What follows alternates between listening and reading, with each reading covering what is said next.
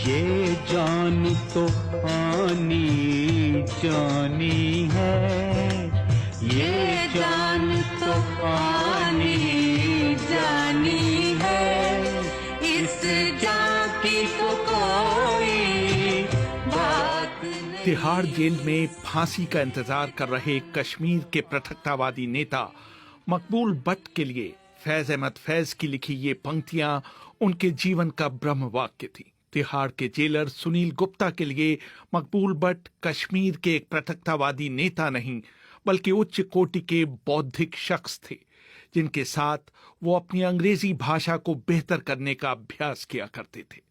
Black warrant confessions of A Tihar jailer के लेखक सुनील गुप्ता याद करते हैं। मकबूल भट्ट बड़े फेमस थे अमॉन्ग्स द प्रिजन स्टाफ। किसी को भी कोई दिक्कत होती थी, किसी को सुपरिटेंडेंट जेल ने कोई मीमो दिया, तो अगर उसको जवाब बनाना होता था तो दो ही लोग होते थे, या चार्ल्स सोबराज होता था या मकबूल भट्ट। तो मकबूल भट्ट की जो पर्सनैलिटी थी बड़ी ही एक आप कह सकते हो उसमें इतनी एलिगेंस थी, एकदम इनका चेहरा वाइट और ये सफेद कुर्ता पजामा पहनते थे खादी का, और बड़े सॉफ्ट स्पोकन थे। हम तब बच्चे थे और ये थोड़े एज में ज्यादा थे। हम जैसे जाते तो एकदम इन्होंने खड़ा हो जाना, हम कहते नहीं नहीं आप बैठे रहो, हम अपने काम के लिए आए आपके पास, आप खड़े कहते नहीं नहीं, फिर भी उन्होंने खड़े हो जाना। मुझे इवन दो सारी मेरी एजुकेशन इंग्लिश में हुई, पर फिर भी ना इंग्लिश बोलने में हेजिटेशन सी होती थी। तो इसने मुझे बताया कि कैसे इसको ओवरकम करना है। जैसे उसने मुझे बताया, मुझे अभी भी याद है, इंग्लिश जो है हिंदी से ज्यादा आसान भाषा है। मकबूल भट्ट को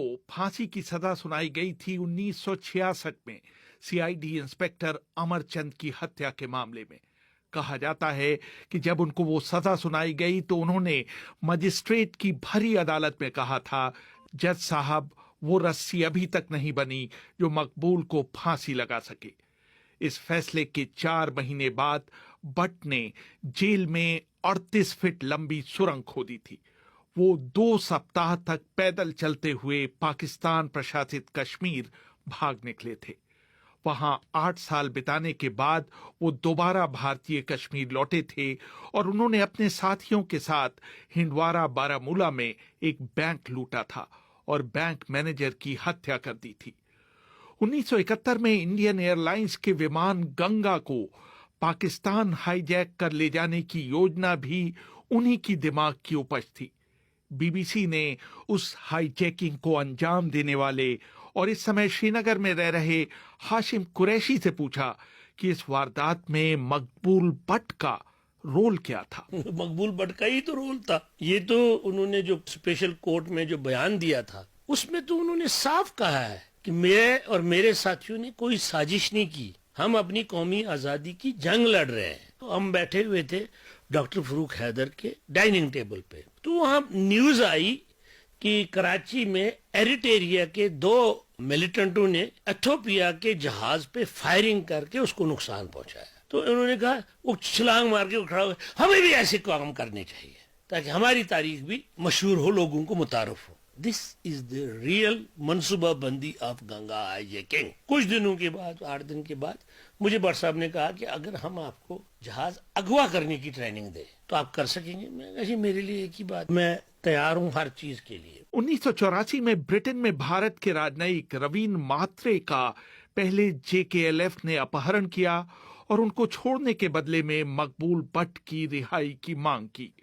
जब भारत सरकार ने उन्हें रिहा नहीं किया तो उन्होंने म्हात्रे की हत्या कर दी। भारत सरकार ने रातों रात मकबूल भट्ट को फांसी पर चढ़ाने का फैसला लिया। मैंने ब्लैक वारंट की सह लेखिका सुनेत्रा चौधरी से पूछा, अगर रवींद्र म्हात्रे की हत्या नहीं की जाती तो क्या मकबूल भट्ट को फांसी पर नहीं चढ़ाया जाता? उस समय तो बिल्कुल नहीं होती। आप अगर देखें तो फिर हर एक रूल बुक में ये भी लिखा हुआ है कि उनके आखिरी विश, उनके फैमिली से मुलाकात, ये सब उनको अलाउ करना चाहिए, लेकिन उनको अपने भाई से भी नहीं मिलने दिया उनको। लेकिन मेरे ख्याल से मकबूल भट्ट को पता था कि ये उन पर ही पड़ने वाला है, क्योंकि उस समय यही था कि उनको भी पॉलिटिकली उनको दिखाना था कि भारत की सरकार कुछ कर रही है। वो वहां पे थे और एक डेथ सेंटेंस काट रहे थे, लेकिन इस केस से उनका कोई लेना देना नहीं है। मकबूल भट्ट को जिस तरह से फांसी दी गई उस पर भी कई सवाल उठे। मकबूल भट्ट के वकील रहे आर एम तुफैल याद करते हैं, कोर्ट के अंदर जो सजाई मौत का फैसला होता है, उस सजाई मौत के खिलाफ स्टेट ही अपील करती है हाई कोर्ट को कि आप इसको कंफर्म करें या इसको खत्म कर दें। उसमें हमने ये प्रोटेस्ट कर दिया था कि गवर्नमेंट ने जब उनको फांसी अनाउंस कर दी, हाई कोर्ट का कंफर्मेशन का कोई ऑर्डर नहीं था रिकॉर्ड में। I take full responsibility on my shoulders by saying as a lawyer कि उनको सजाई मौत की कंफर्मेशन हाई कोर्ट से नहीं थी। जब हम सुप्रीम कोर्ट चले गए तो जस्टिस चंद्रचूड़ से हमने ये सवाल किया कि उसमें कंफर्मेशन नहीं है, तो स्टेट ने वहां पर एक 2 या 3 पेज का ग्रीन कलर का पेपर अनसाइंड पेश कर दिया कि साहब हाई कोर्ट ने कंफर्म कर दिया है, जस्टिस मुर्तजा फजल अली नहीं किया हुआ है। मुर्तजा फजल अली उस वक्त रिटायर हो चुके थे, वो सुप्रीम कोर्ट से एलिवेशन के बाद भी रिटायर हो चुके थे, and there is nobody else witness to this. उन्होंने कह दिया चंद्रचूड़ के मुंह से, जो अल्फाज निकले उन अल्फाज ने आज तक मुझे झंझोड़ के रखा हुआ है। हमने कभी भी किसी ऑर्डर पर दस्तखत नहीं किया। सो ही मेंट टू से कि अगर मुर्तजा फजल अली के दस्तखत इस पर नहीं है, लेकिन वो ये भूल गए कि उसके साथ 2 जजेस होते हैं। मर्डर रेफरेंस के लिए डिवीजन बेंच हाई कोर्ट की होती है, वो नहीं था ऐसा, और उन्होंने एसएलपी एंटरटेन करने से मना कर दिया, डिसमिस कर दिया। मकबूल भट्ट का पृथकतावादी हिंसा में भले ही हाथ रहा हो, लेकिन रविंद्र महात्रे हत्याकांड से उनका सीधे तौर पर कोई लेना देना नहीं था। मैं ये समझता हूँ कि जो JKLF है, इन्होंने हमेशा एडवेंचरिज्म किया। ये हर इंसान की कीमत होती है, हर इंसान बड़ा आदमी, और मात्रे जो मारा गया बेगुनाह मारा गया, और मैं उसकी मजम्मत की है हमेशा। उनके बदले में मकबूल भट्ट जैसे आदमी को नहीं देते, और फिर आपने 13 आदमी उसमें लगा दिए। It was Amanullah operation. उन्होंने कहा था जी मुझे उस जुर्म में सजाए मौत दी जा रही है जो जुर्म मेरे सेल से 7000 मील दूर हुआ और जिसमें मेरा कोई हाथ नहीं है। ये मकबूल भट्ट के आखिरी अल्फाज थे। जो ये मकबूल भट्ट की फांसी थी, ये रिवेंज था, सीधा साधा रिवेंज। सुप्रीम कोर्ट ने भी केस नहीं सुना। तिहाड़ में मकबूल भट्ट के साथ एक राजनीतिक कैदी जैसा बर्ताव किया जाता था। उनको पढ़ने लिखने का बहुत शौक था।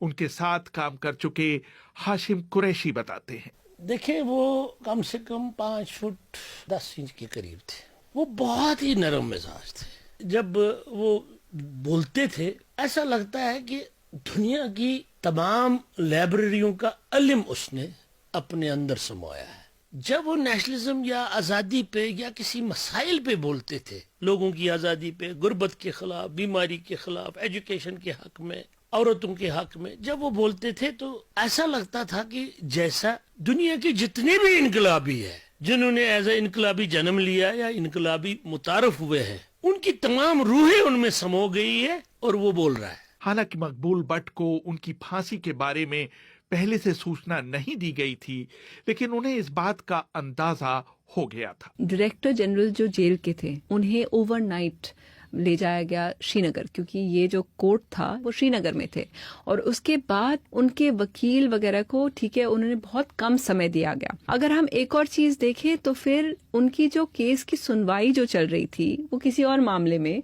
वो हाई कोर्ट में वो चलता रहा। उन्होंने कोर्ट को ये भी नहीं बताया कि आपके जो अंडर ट्रायल हैं उनको हम किसी और चीज में उनको हैंग कर रहे हैं। तो उनके हैंगिंग के बाद उस कोर्ट ने उन्हें बुला के पूछा कि ये कहाँ है जो हमारे जो अंडर ट्रायल हैं ये, तो उनको तब बताया गया कि एक्चुअली उनको हैंग किया गया है। कश्मीर से आते हुए उनके भाई को जब पता चला कि ये होने वाला है, वो श्रीनगर से दिल्ली आने की कोशिश उन्होंने की, लेकिन उनको भी एयरपोर्ट पे ही रोक लिया गया। मकबूल भट्ट की फांसी से पहले तिहाड़ जेल जाने वाली हर सड़क बंद कर दी गई थी और वहां धारा 144 लगा दी गई थी। पूरा इलाका जो है एक फोर्ट्रेस बना दिया गया था। एक डर ये था कि कहीं कोई ऑडेशियस एक अटैक ना हो, ऊपर से कोई हेलीकॉप्टर से आए, गोरिल्लास को ड्रॉप करे। मकबूल भट्ट की जिंदगी के आखिरी दिन एक सिख मजिस्ट्रेट को बुलाकर मकबूल से अपनी वसीयत लिखने के लिए कहा गया, लेकिन उन्होंने अपनी वसीयत लिखने के बजाय रिकॉर्ड करवाई।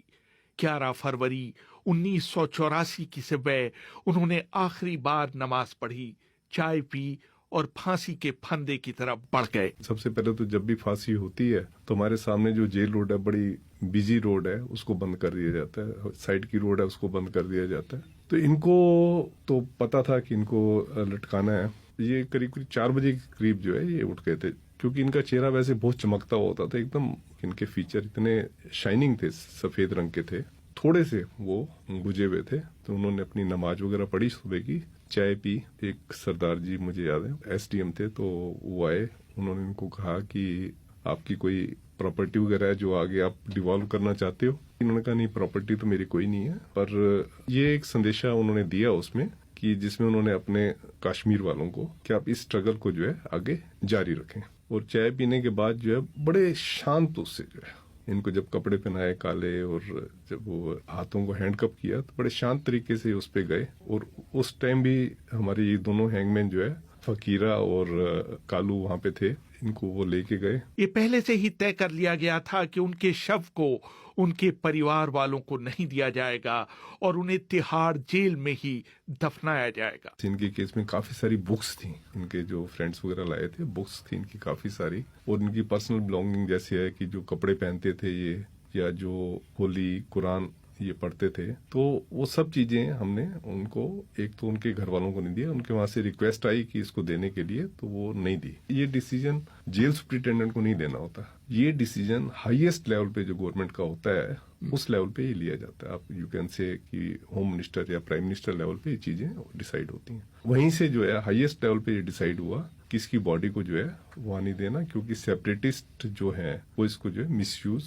कर सकते हैं। पहली बार ऐसा हुआ था कि इनकी ग्रेव वहीं पे जहाँ पे इनको फांसी दी गई थी उसके साथ ही एक ग्राउंड में ग्रेव खुदवा के इनको वहां पे दफनाया गया। हमारे साथ ही एक मस्जिद है, वहां से वो एक उनको लेके आए थे जिन्होंने की सारी जो लास्ट राइट्स होते हैं वो जिन्होंने करवाए। सुनील गुप्ता को ये पता नहीं कि मकबूल बट की चीजों का क्या हुआ, लेकिन उन्हें ये मालूम है कि उनकी किताबें, जिनमें जॉन पॉल सार्त्र और विल डुरांट की लिखी किताबें भी शामिल थी, तिहाड़ जेल की लाइब्रेरी का हिस्सा बन गई।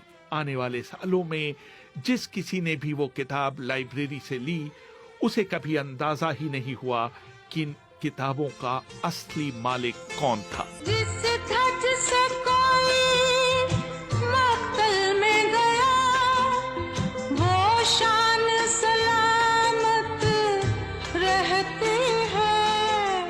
ये जान तो आनी जानी है, ये जान तो आनी जानी है, इस जान की तो कोई बात नहीं। रेहान फजल, BBC, दिल्ली।